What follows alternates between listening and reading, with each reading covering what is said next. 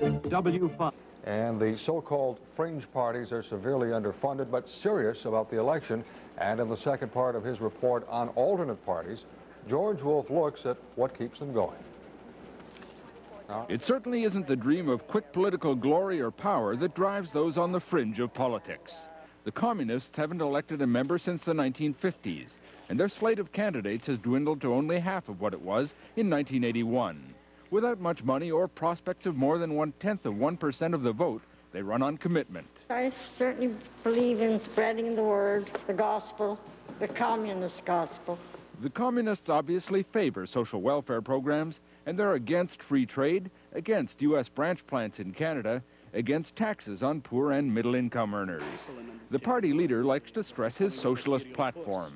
We think eventually, through this election, we'll improve our positions and will help stimulate the action that's necessary to fight for the rights of working people. Near the other end of the spectrum is the Freedom Party.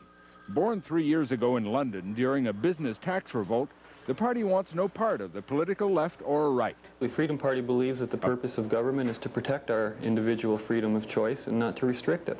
A pro-freedom platform means they're against censorship laws, against Sunday closing laws, and against most labor legislation, but emphatically for free trade.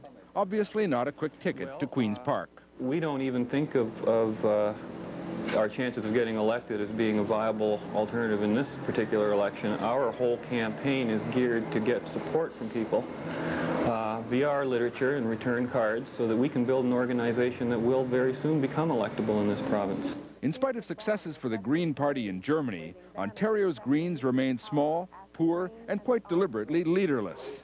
The party here is intriguing not because it's an immediate threat to established powers, but because of a unique platform, based largely on environmentalism. Greens are against pollution, against nuclear energy, for conservation, and for decentralized government.